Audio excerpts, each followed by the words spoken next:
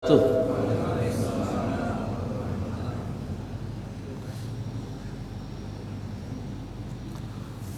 Alhamdulillahirabbil alamin wassalatu wassalamu ala asrafil anbiya'i wal mursalin wa ala alihi wa sahbihi wa man tabi'ahum bi ihsanin ila yaumiddin. Wa qala Allah ta'ala fi kitabihil karim, a'udzu billahi minasy syaithanir rajim. Ya ayyuhalladzina amanu ittaqullaha haqqa tuqatih wa la tamutunna illa wa antum muslimun. Wa ba'du. Para jamaah sekalian yang dirahmati Allah Subhanahu wa taala, alhamdulillah, mari kita bersyukur kepada Allah Subhanahu wa taala karena pada subuh ini kita diberikan kekuatan lahir dan batin oleh Allah Subhanahu wa taala sehingganya kita dapat beribadah dan bertafakuh fiddin. Kita berdoa kepada Allah Subhanahu wa taala, mudah-mudahan ibadah yang kita lakukan ini semuanya diterima oleh Allah Subhanahu wa taala dan mendapatkan kebaikan di dunia dan di akhirat. Mari kita awali pengajian ini dengan bersama-sama mengucapkan basmalah. Bismillahirrahmanirrahim. Radina billahi rabba wa bil islami dina wa bi Muhammadin nabiyya wa rasula.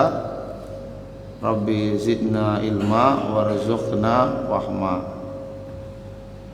Bapak-bapak dan jamaah sekalian yang dirahmati Allah Subhanahu wa taala, kita lanjutkan tafsir dari surah Al-Hijr, Al-Fajr ya. Pada pertemuan yang sebelumnya kita telah menyebutkan tafsir ayat yang pertama, ayat yang kedua sampai ayat yang ke bentar.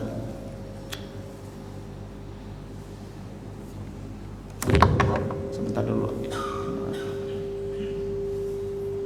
Sampai ayat yang kelima ya, ayat yang keempat.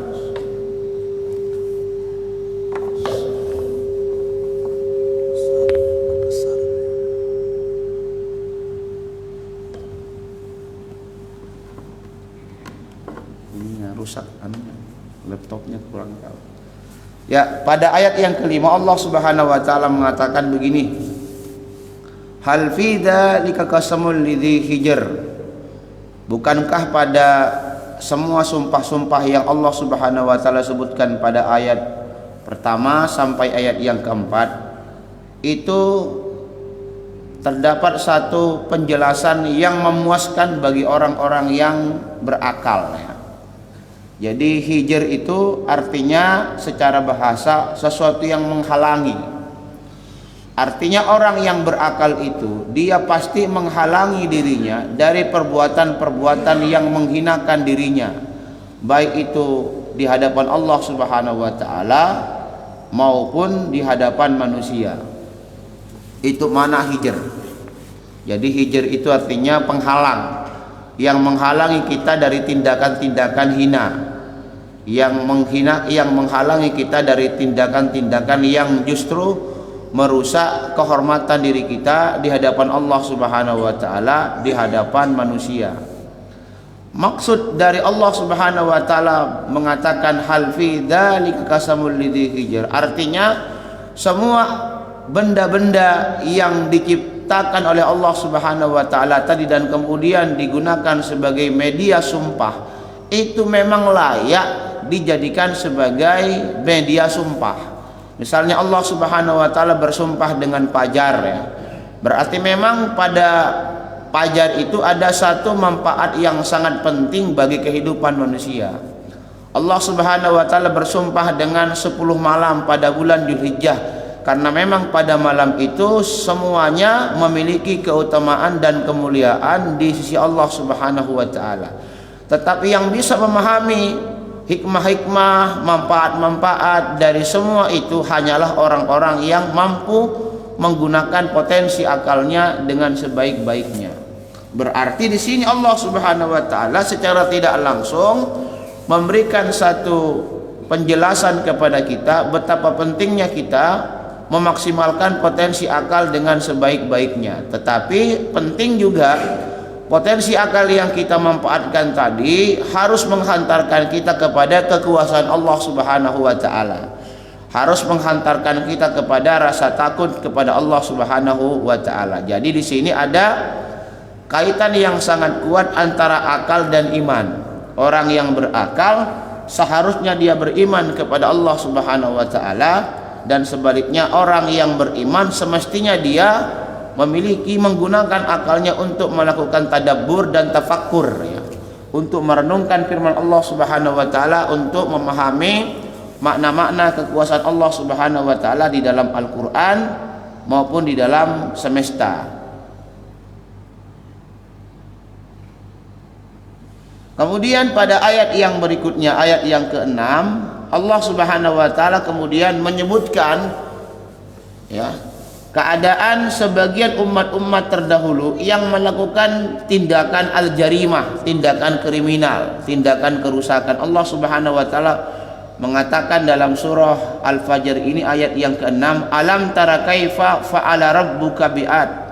Tidakkah engkau perhatikan bagaimana perbuatan Tuhanmu terhadap bangsa Ad, terhadap kaum Ad. Iramadatil imad, mereka ini adalah bangsa Iram yang memiliki bangunan-bangunan yang sangat tinggi, ya. Nah, bapak-bapak jamaah sekalian yang dirahmati Allah Subhanahu wa taala, Allah Subhanahu wa taala menggunakan kata tara. Tara itu dari kata ro'a, artinya melihat dengan mata kepala sendiri. Nah, dari kata ro'a itu muncul kata ru'yah, menemukan bukti secara langsung.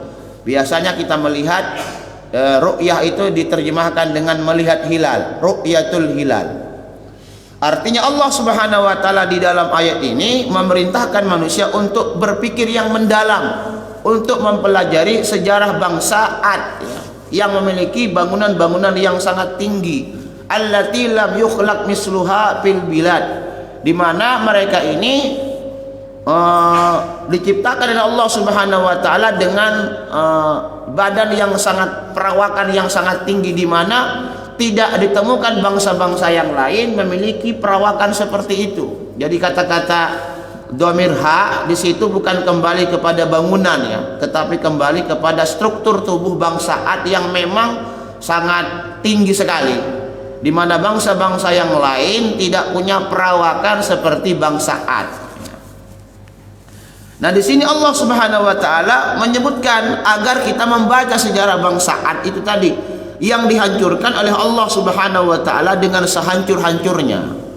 Nah, bangsa Ad ini adalah anak keturunannya Ad bin Aus bin Iram bin Sam bin Nuh, ya. Jadi ini masih keturunannya Nabi Nuh. Jadi mereka juga bangsa Ad ini disebut dengan bangsa Iram, ya, Iramadatil imad, yaitu bangsa Iram. Iram ini adalah nama kakek dari Aus, ya.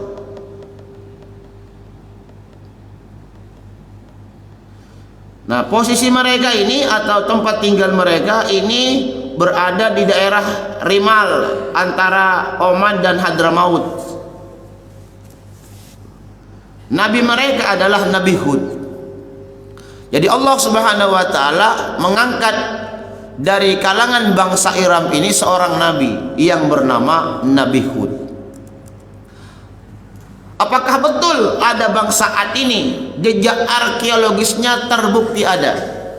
Kalau kita lihat dalam tafsir Al-Misbah atau dalam tafsir Salman, itu disebutkan bahwa ada beberapa arkeologi barat, ya, para arkeolog, ya,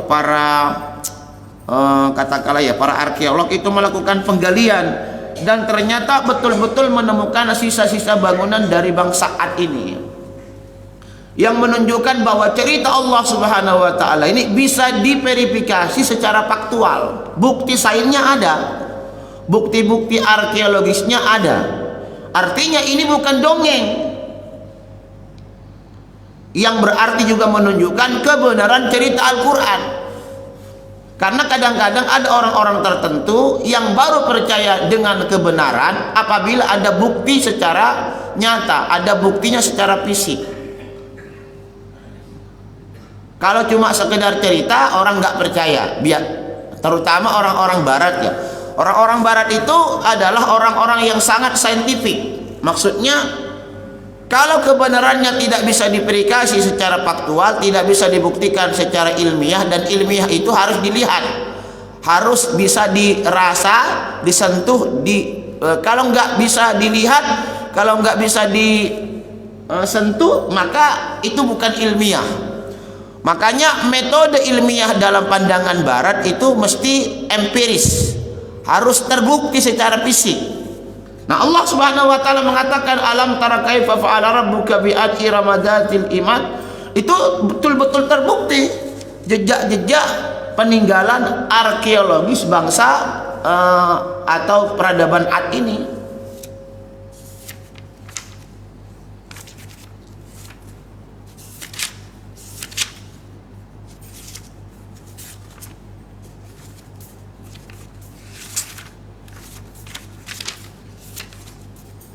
Kalau kita lihat di tafsir ilmiah Salman itu, peradaban ini berkembang sekitar 2200 sebelum Masehi. Ya. Penggalian para arkeologi Amerika Serikat tahun 82 berhasil menemukan peninggalan negeri Iram, yaitu tiang-tiang penopang bangunan yang sangat tinggi. Tahun 82 ditemukan sisa-sisa peninggalan bangsa Ad atau bangsa Iram ya. Jadi mereka disebut dengan bangsa Ad, juga disebut dengan bangsa Iram. Ada jejak arkeologisnya.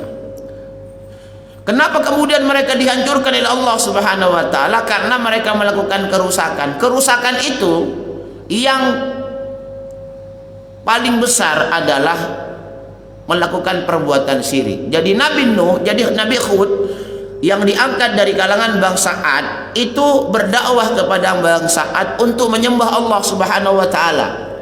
Tetapi mereka abai, menolak, mengingkari dakwah tauhid yang disampaikan oleh Nabi Hud.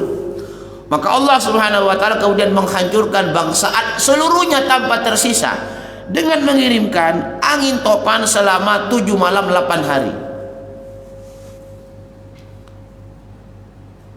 Jangankan 7 malam, mungkin bapak-bapak pernah melihat angin topan yang terbaru di Vietnam itu, apa namanya itu, yang menghancurkan beberapa infrastruktur vital di Vietnam yang baru-barusan aja. Yang sering langganan mendapatkan angin topan itu Amerika Serikat, angin tornado.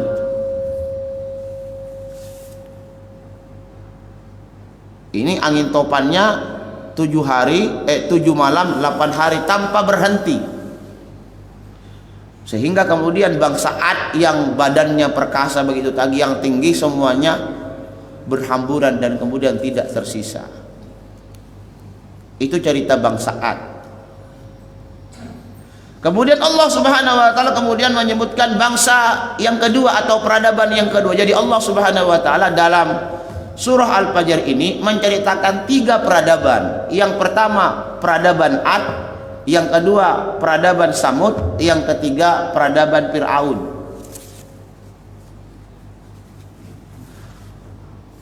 Peradaban Samud disampaikan oleh Allah Subhanahu wa taala dalam ayat yang ke-9, wa samudal ladzina jabu sakhra bil wad, dan peradaban bangsa Samud alladzina jabu sakhra bil wad, yang memahat batu-batu di lembah. Lembah mereka itu disebut dengan lembah Al-Hijr ya, yang terletak antara Syam dan Hijaz. Kalau di tafsir Salman itu posisinya 400 km di utara Madinah. Itu posisi bangsa Samud. Bangsa Samud ini juga adalah bangsa yang perawakannya sangat tinggi. Ya, karena mereka mampu memahat batu-batu yang ada di gunung, atau mampu memahat gunung-gunung itu sebagai tempat tinggal. Wa tadhituna minal jibali buyutan farihin, dan kamu pahat dengan terampil sebagian gunung-gunung untuk dijadikan rumah-rumah.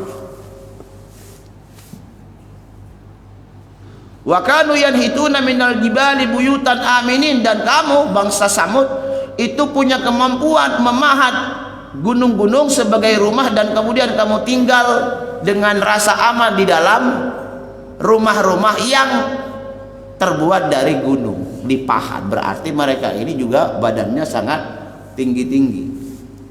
Nah, bangsa Samud ini juga punya nabi, disebut dengan Nabi Soleh. Makanya sisa-sisa peninggalan mereka juga ada, bahkan dijadikan sebagai salah satu warisan dunia oleh UNESCO tahun 2008, disebut dengan Madainus Soleh, kotanya Nabi Soleh. Jadi ada jejak arkeologinya sampai sekarang, bahkan menjadi salah satu warisan dunia, yang menunjukkan bahwa cerita yang disampaikan oleh Allah Subhanahu wa taala itu bisa diverifikasi secara faktual. Jadi ini bukan bohong, jelas. Nah, Nabi Soleh ini diangkat oleh Allah Subhanahu wa taala untuk berdakwah di tengah-tengah bangsa Samud.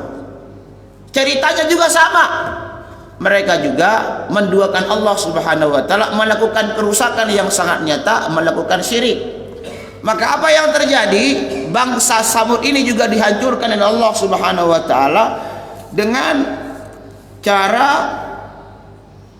mengirimkan petir halilintar yang mencapai jutaan desibel, sampai kemudian mereka juga binasa. Jadi kalau bangsa Ad itu disiksa oleh Allah Subhanahu wa taala dengan angin topan yang sangat dingin, ya, dan berlangsung selama 7 malam 8 hari, maka bangsa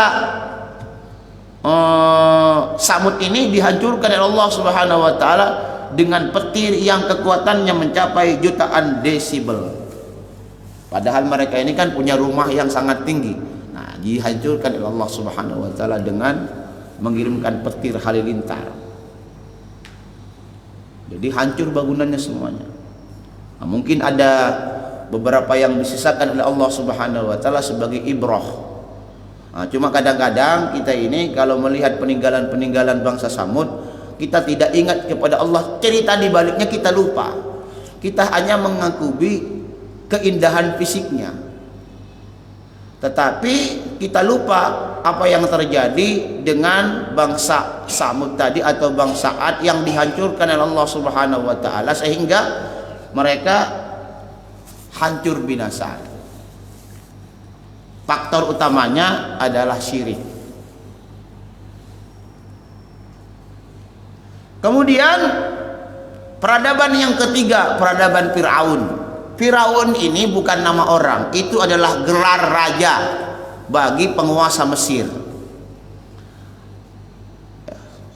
Raja Firaun ini juga macam-macam. Kalau pada Nabi Yusuf, ceritanya Nabi Yusuf, itu Firaunnya itu beriman kepada Allah Subhanahu wa taala, bertakwa kepada Allah Subhanahu wa taala.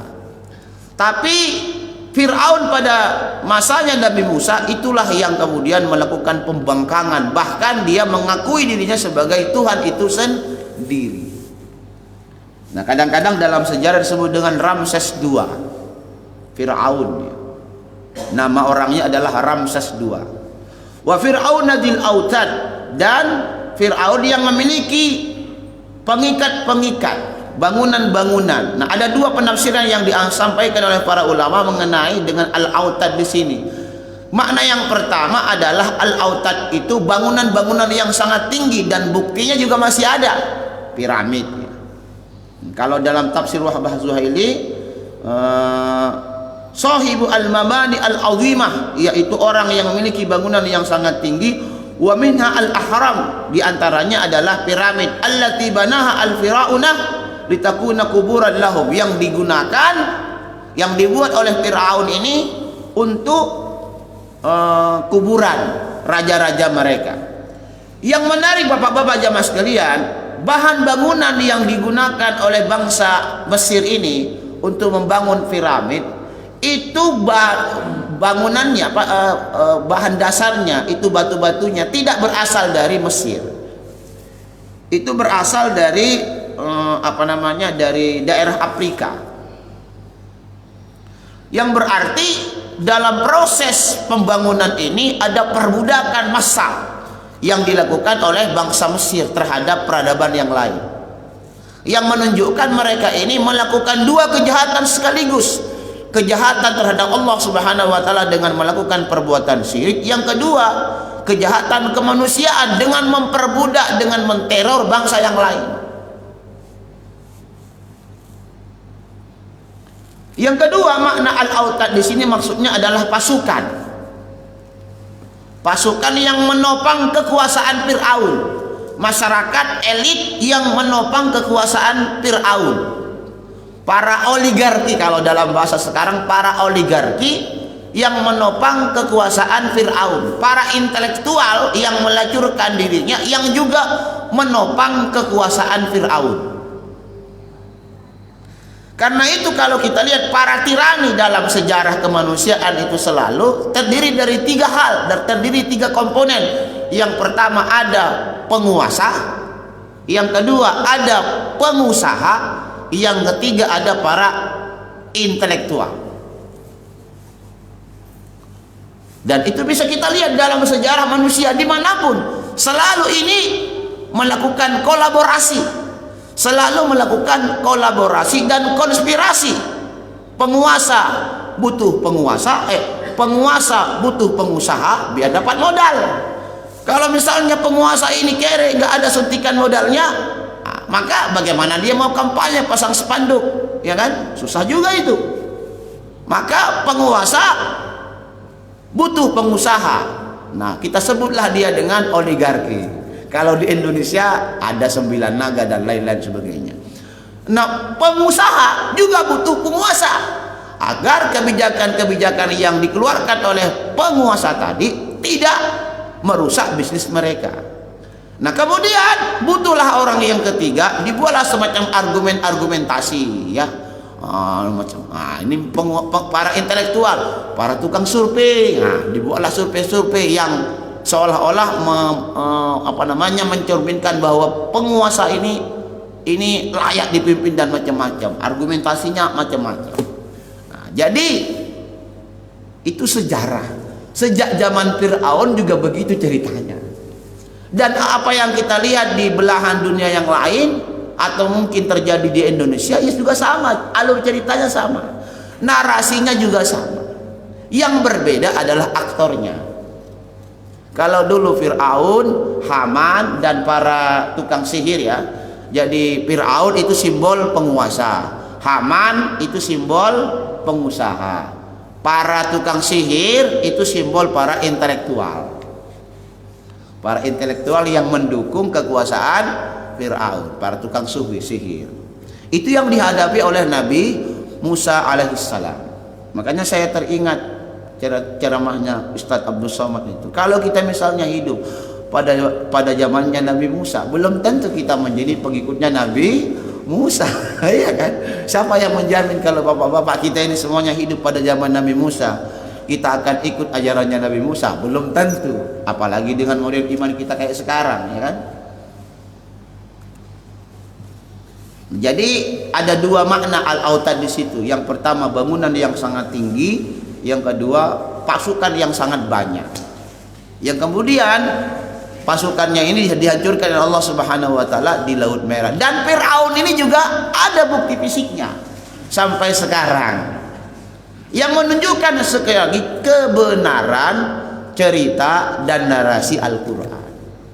Jadi ini bukan dongeng, ini jelas ada, bukan legenda, ada bukti fisiknya. Padahal ini cerita disampaikan oleh Allah Subhanahu wa taala 14 abad sebelumnya. Nah, Bapak-bapak jamaah sekalian yang dirahmati Allah Subhanahu wa taala, Allah Subhanahu wa taala menjelaskan karakter perilaku tiga bangsa tadi itu.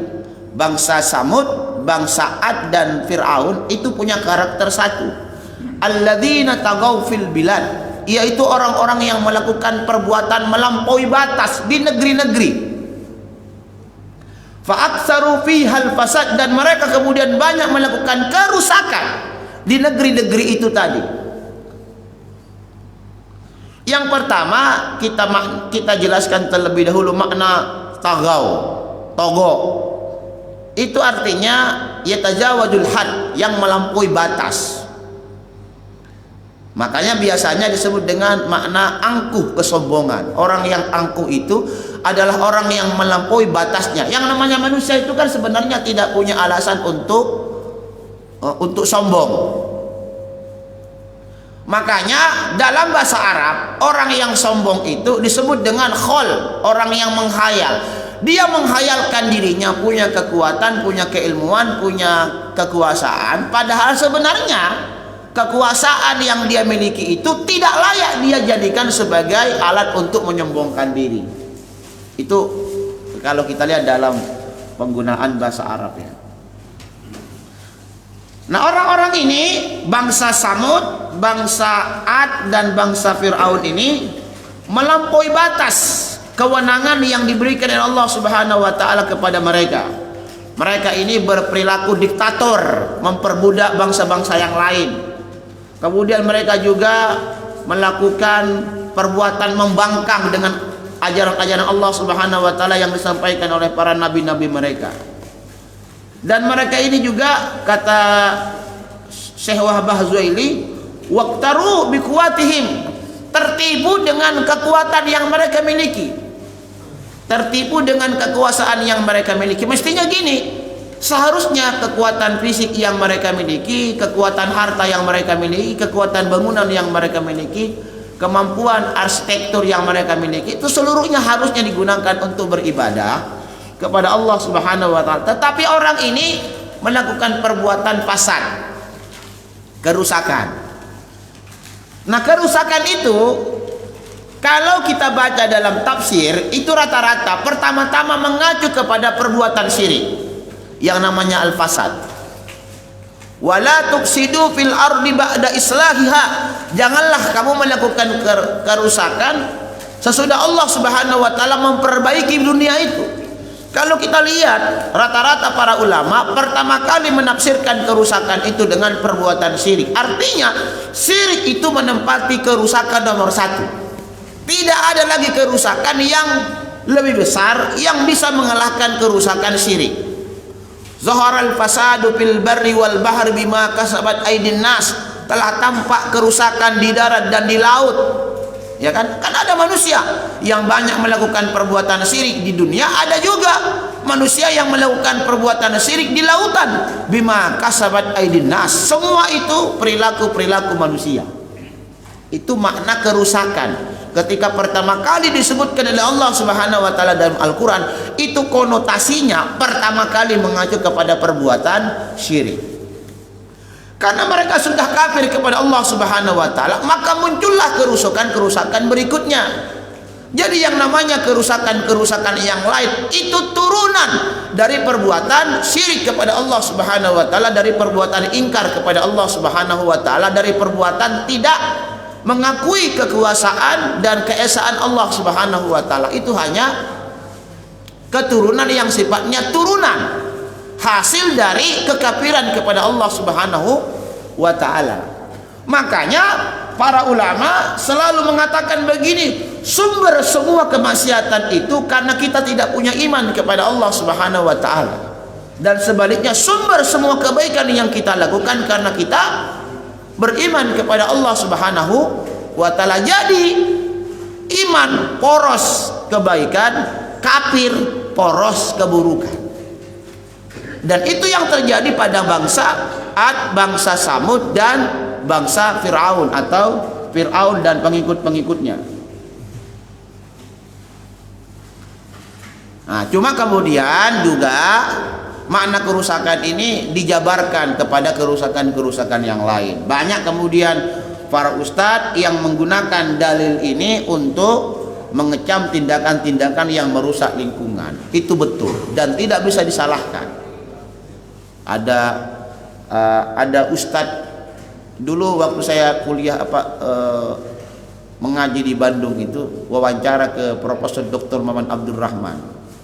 Dia memberikan saya buku yang dia tulis itu judulnya Eko Terorisme. Kalau diterjemahkan teror terhadap lingkungan. Jadi ada terorisme lingkungan. Jadi teror itu bukan hanya mengancam nyawa manusia, tapi juga ada bentuk teror yang lain yang perlu kita waspadai, yaitu terorisme terhadap lingkungan, illegal logging, ya kan?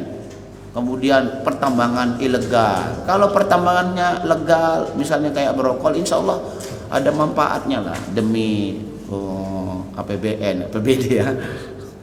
Itu waktu Sekda itu melaporkan ya, waktu saya apa namanya itu, apa Pak Eko, Pak Yanto, pelatihan ya, Bintalsik lah kayak gitu. Itu bapak-bapak, ternyata struktur APBD pemerintah daerah itu hampir 70% atau 80% itu ditopang oleh tambang batu bara. Sawit itu meskipun banyak kelihatan, itu ternyata hanya menyumbang sekitar 10-20% lah. Artinya kalau tambang ini nggak ada, maka APBN Berau ini berbahaya. Padahal APBN ini besar pengaruhnya terhadap gaji pegawai dan pembangunan fisik. Makanya sekarang ini pemerintah Berau berpikir bagaimana mencari sumber pendapatan di luar sektor tambang. Karena masa depan tambang ini itu tidak lama lagi. Itu kira-kira 10-20 tahun ke depan. Jangan sampai kemudian Berau ini menjadi kota mati. Kan Berau ini nggak ada lagi yang ke sana, ya kan? Dia sudah ujung timur, paling timur Kalimantan Timur, ujung paling timur Kalimantan Timur. Orang nggak mungkin lewat ke Berau kecuali ada sesuatu yang sesuatu yang menggoda. Maka kemudian dipikirkanlah bagaimana membangun industri ekonomi kreatif, namanya sektor pariwisata atau sektor pendidikan atau sektor-sektor yang lain. Tambang ini nggak bisa diharapkan lama. Makanya kita selalu mendorong anak-anak di kampus ini ataupun di sekolah bagaimana membangun sumber daya manusia, karena yang namanya sumber daya alam ini pasti suatu saat habis. Kalau kemudian kita tidak bisa membangun sumber daya manusia yang baik, yang berkualitas, yang unggul dan kompetitif, maka masa depan di Berau ini terancam. Itu yang pertama saya selalu sampaikan. Yang kedua, kita juga perlu mengingatkan para orang tua kita ini bagaimana bisa mewariskan lingkungan yang sehat, lingkungan yang baik buat generasi setelahnya. Saya ingat betul bapak-bapak jamaah sekalian, kami itu kalau pingin mancing ikan baronang, ikan bilaus ya, ikan kutamba, ikan Napoleon, itu tinggal lagi berdiri di tepi pantai itu saja sudah kita banyak dapat ikan itu. Saya ingat masih kecil. Tetapi kemudian terjadi penggunaan potasium di Sapeken dan kepulauannya. Potasium itu pingin ngambil ikan kerapu, nyelam malam-malam, kemudian karang-karang itu disemprot pakai potas. Nanti itu sunuknya itu kemudian linglung, pingsan, diambillah malam-malam. Kemudian juga ada bom ikan. Itu kalau sudah orang dapat ikan baronang 1 ton 2 ton, itu nggak perlu kita pakai akal panjang-panjang, bukan hasil jaring, tapi itu pasti ngambilnya dari ngebom. Ikan ekor kuning ini nggak mungkin dijaring, dibom, akhirnya berhamburan ikannya. Kemudian diambil yang kelihatan, yang nggak kelihatan masih banyak. Dan itu kemudian merusak ekosistem laut di Pulau Sapeken ya. Dan kalau kita sekarang ingin mencari ikan itu butuh waktu sekitar sampai 5 jam, jauh meninggalkan pulau biar dapat ikan. Jadi sekarang ekonomi Sapeken juga bermasalah karena sumber daya alamnya sudah dirusak oleh nelayan-nelayan yang tidak mau meninggalkan warisan yang baik bagi keturunannya. Nah, yang terjadi di pulau mana itu yang ujung timur Batu Putih itu, pulau apa namanya? Ya, Balai Kukup juga sama ceritanya. Saya ingat betul almarhum itu pernah marah-marah waktu ceramah halal bihalal di depan di Kecamatan Batu Putih, sampai pelakunya bosnya langsung disebut namanya oleh beliau. Orang Bugis juga, sesama orang Bugis marah. Ya itulah masalahnya. Tolong saya mohon kepada Kapolsek ya, Kapolres yang berada di sini, para polisi air itu tolong diawasi lingkungan ini. Jangan sampai anak cucu kita kemudian menderita gara-gara perilaku kita yang terlalu rakus, yang terlalu serakah. di dalam mencari ikan gitu. Nah, itu yang juga dimaksud dengan fa'aksaru fihal fasad. Mereka melakukan kerusakan yang sangat banyak, termasuk diantaranya itu tadi lingkungan. Nah, kalau dalam contoh bangsa Ad ini kerusakannya tadi itu ya, mungkin gunung, kalau di tafsir Salman ini mereka merusak atau menghancurkan struktur bangunan ya gunung-gunung. Gunung ini kan bagus ya kan, penting bagi kehidupan manusia, tapi kalau kemudian bangunan dieksploitasi secara habis-habisan, tidak mempertimbangkan kaedah-kaedah kelingkunganan misalnya, maka itu juga bisa melahirkan persoalan di tengah-tengah masyarakat. Nah, intinya Bapak-bapak jamaah sekalian yang dirahmati Allah Subhanahu wa taala, Allah Subhanahu wa taala menceritakan tiga bangsa ini tujuannya apa. Nah, ini kalau kita lihat dalam tafsir Wahbah Zuhaili, kenapa Allah Subhanahu wa taala mengulangi cerita tentang bangsa Samud, mengulangi cerita tentang bangsa Ad, mengulangi cerita tentang Fir'aun dan tentara-tentaranya dalam berbagai macam ayat. Jadi cerita tentang tiga bangsa ini banyak disampaikan oleh Allah Subhanahu wa taala dalam berbagai macam ayat. Tujuannya apa? Tujuannya itu adalah agar kita mengetahui bahwa siapapun yang punya karakter, sifat, perbuatan yang sama seperti bangsa Ad, yang rajin melakukan tindakan kerusakan, syirik, teror, sama seperti perilaku bangsa Fir'aun, sama perilaku seperti bangsa Samud, maka mereka juga pasti mendapatkan hukuman yang sama seperti yang dialami oleh bangsa-bangsa yang lain, oleh bangsa-bangsa terdahulu. Jadi Allah Subhanahu wa taala menceritakan tentang ini agar kita itu punya rasa takut kepada Allah. Anda bayangkan Bapak-bapak, bangsa Samud ini dihancurkan oleh Allah Subhanahu wa taala dengan mengirimkan topan yang sangat dahsyat. Kemudian bangsa Samud dihancurkan oleh Allah Subhanahu wa taala dengan petir halilintar. Firaun juga dan tentara-tentaranya ditenggelamkan di Laut Merah. Maksudnya kita itu harus takut kepada Allah. Kalau kita punya karakter yang sama seperti Fir'aun, maka tidak mustahil kita juga akan disiksa oleh Allah Subhanahu wa taala di dunia maupun di akhirat. Makanya masa depan Indonesia itu hanya bisa bertahan dengan baik kalau kemudian masih ada pesantren, masih ada ustadz-ustadz, masih ada kiai, masih ada para orang-orang yang alim melakukan amar ma'ruf nahi munkar. Ada enggak jaminan di kitab suci Al-Quran bahwa NKRI itu akan tetap terjaga 2 tahun, 3 tahun, 4 tahun, 5 tahun ke depan? Memang enggak ada garansi keutuhan NKRI itu, enggak ada ceritanya. Tapi kita punya tanggung jawab sebagai penduduk bangsa ini memastikan amar ma'ruf tetap berjalan, Islam tetap berjalan, Al-Quran tetap dipelajari, dan pada waktu yang sama nahi mungkarnya. Kemaksiatan kita berantas, kesyirikan pertama-tama kita berantas, kemudian tindakan-tindakan teror, tindakan-tindakan zalim yang lainnya, baik itu zalim terhadap masyarakat ya kan, terhadap lingkungan, kita hentikan agar negara ini menjadi baldatun thayyibatun wa rabbun ghafur. Siapa yang punya tanggung jawab? Rata-rata para ustadz itu selalu mengatakan pesantren itu adalah benteng pertahanan moral. Kalau pesantrennya sudah rusak, berbahaya. Dan kalau kita lihat generasi sekarang ini kan lucu-lucu. Maksudnya lucu-lucu ini luar biasa bejatnya. Mungkin bapak-bapak sekarang ini mendengarkan satu kasus. Ya, ada guru ini di Gorontalo melakukan perbuatan tidak senonoh dengan muridnya. Jadi murid-murid kita ini juga luar biasa. Nah, kalau kemudian pesantren ini tidak mau belum nggak ada, ya berbahaya masa depan Indonesia ini. Makanya maksud saya bapak-bapak, kalau bapak-bapak punya uang atau punya ya kalau bisa anaknya dimasukkan ke pesantren, ya itu luar biasa.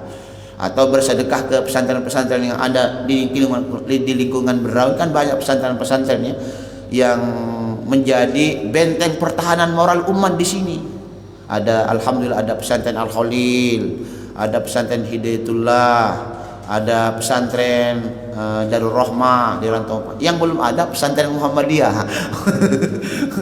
Muhammadiyah hanya tergerak membangun kampus. Kemudian kampusnya juga macam-macam muridnya. Begitu azan masih karaokean di sana. Bagaimana kita berharap ini dapat berkah? Di sini azan, di sana konser. Ku bilang sama Pak Taufik, kita ini masuk neraka sudah. Kenapa? Karena kita ini ketua AIKA, guru-guru AIKA. Ya mungkin kita bisa ajak dosen-dosen yang lain. Rektornya juga masuk neraka kita ini. Banyak betul. Nah termasuk takmir ini mungkin. Ya kan? Nggak bisa diharap maksud saya bapak-bapak. Kita bukannya pesimis enggak. Tapi maksud saya kalau kemudian kita tidak mau memperbaiki keadaan kita sendiri, keadaan keluarga kita, keadaan masyarakat kita, maka tidak mustahil. Coba kita lihat sekarang ini bapak-bapak jamaah sekalian, fenomena gempa bumi itu kan kalau kita lihat di Berau itu atau Kalimantan pada umumnya itu kan nggak ada lempengan kan. Nah katanya ini kan negara daerah yang paling aman itu adalah Kalimantan, maka kemudian presiden ngundang atau memindahkan ibu kota. Tapi sekarang juga statusnya belum jelas itu kan. Nah, belum jelas ternyata. Karena daerah paling. Tetapi apa yang terjadi? Ya, apa yang terjadi? Nah, sudah mulai gempa bumi. Bahkan yang terakhir ini gempa bumi pusatnya ada di Batu Putih, Lokpon. Jaraknya dekat 10 km. Itu dekat 10 km. Berarti bapak-bapak 2 kali pulang pergi ke kilo 5. Itu sudah 10 meter. Kalau kita naik motor kurang lebih 15 menit. Iya kan? Masih sedikit kekuatannya, 4 atau 5 itu. Tapi itu saja sudah membuat orang-orang Lokpon berhamburan. Apakah kemudian mustahil terjadi gempa bumi susulan yang lainnya? Ya belum, tidak mustahil. Semua terjadi atas iradahnya Allah Subhanahu wa Ta'ala. Pertanyaannya adalah kenapa itu terjadi? Nah, bisa jadi ada kerusakan di Kalimantan Timur. Kerusakannya bisa saja itu perbuatan syirik yang semakin merajalela, perbuatan mabuk-mabukan merajalela, termasuk barangkali perbuatan eksploitasi alam yang berlebihan. Semua itu adalah kerusakan terhadap haknya Allah Subhanahu wa Ta'ala ada, kerusakan terhadap haknya manusia ada, kerusakan terhadapnya alam. Ingat, alam itu juga makhluk bapak-bapak, ciptaan Allah Subhanahu wa Ta'ala. Posisinya sama dengan kita. Kita ini juga makhluk, alam semesta juga makhluk. Manusia punya hak untuk dijaga dan dipelihara, alam juga demikian. Iya kan? Makanya tindakan kebaikan terhadap alam seperti menanam pohon mendapatkan pahala dari Allah Subhanahu wa Ta'ala, dan bahkan Nabi Muhammad SAW menganggapnya bagian dari sedekah. Tapi sedekah bukan sedekah alam ya. Maksudnya kalau kita nanam pohon, kemudian ada orang yang makan dari tanaman kita atau burung atau hewan yang lain, maka kita mendapatkan pahala sedekah dari Allah Subhanahu wa Ta'ala. Berarti kebaikan-kebaikan itu harus kita juga berikan kepada alam. Nah, ini makanya di Muhammadiyah itu di UMB ini itu pendidikan ajaran dasarnya itu adalah konservasi. Bagaimana kemudian semua prodi-prodi yang ada ini selalu mengingatkan manusia tentang pentingnya menjaga lingkungan. Ini amanat UMB kepada seluruh manusia. Dan Muhammadiyah buat muktamarnya ikhtiar menyelamatkan alam semesta. Kenapa alam semesta ini perlu diselamatkan? Berarti sebelumnya ada kerusakan parah. Kerusakannya parah, maka perlu diselamatkan. Caranya bagaimana? Ya salah satunya dengan iman kepada Allah dan lain-lain sebagainya. Nah, kalau di kampus kami ada yang namanya prodi teknik lingkungan. Nah, bagaimana cara mengelola sampah dengan sebaik-baiknya, terutama sampah plastik itu. Sampah plastik itu adalah sampah yang paling berbahaya bapak-bapak. Karena kalau kita misalnya minum sampah jadi gini, mungkin bapak-bapak pernah minum teh celup ya, teh. Itu kenapa kertasnya tidak berhamburan? Padahal itu karena dia disemprot dengan plastik. Jadi kertas celup itu disemprot pakai plastik, sehingga ketika dicelupkan kertasnya tidak rusak. Berarti yang rusak adalah juga plastiknya. Itu yang disebut dengan mikroplastik. Mikroplastik itu berarti ketika kita minum nanti suatu saat bisa menyebabkan penyakit kanker. Jadi yang aman itu jangan pakai teh celup. Yang aman adalah teh yang biasa kita. Nggak apa-apa berhamburan banyak apa namanya ini, banyak anunya, ya banyak ampasnya. Tapi lebih menyehatkan daripada teh celup. Memang lebih praktis, tapi kan berbahaya. Mungkin kalau cuma sekali dua kali dalam setahun tidak apa-apa. Tapi kalau setiap hari pakai teh celup, nah ujung-ujungnya penyakit kanker dan lain-lain sebagainya. Karena ada mikroplastik yang masuk ke dalam tubuh kita, dan mikroplastik memang nggak kelihatan oleh mata telanjang, kelihatan pakai mikroskop. Nah, jadi bapak-bapak jamaah sekalian yang dirahmati Allah Subhanahu wa taala, penting sekali lagi kita menjaga lingkungan. Nah, ketika manusia itu alladzina tagaw fil bilad fa aktsaru fihal fasad, apa yang terjadi? Fasabba alaihim rabbuka sawta adzab, maka Allah Subhanahu wa taala menuangkan. Sabba itu artinya menuangkan. Maksudnya Allah Subhanahu wa taala menurunkan kepada pelaku-pelaku kerusakan tadi, orang-orang yang melampaui batas tadi, kepada orang-orang yang sombong tadi, sautal azab, cemeti azab. Cemeti yang mereka juga lakukan, yang mereka juga gunakan untuk menghukum bangsa-bangsa yang lain. Jadi bangsa Fir'aun itu atau bangsa Mesir itu kan memperbudak. Ketika mereka memerintahkan untuk batu-batu yang ada di Afrika itu diangkut, itu kan sambil dicemeti, ada perbudakan massal, dicemeti. Nanti hal yang sama juga akan mereka dapatkan di akhirat. Ada cemeti juga di akhirat itu. Ini yang dimaksud dengan al-jaza min jinsil amal. Balasan itu setimpal dengan apa yang kita lakukan. Kalau kita melakukan tindakan teror, maka Allah Subhanahu wa taala juga akan menteror kita di dunia maupun di akhirat.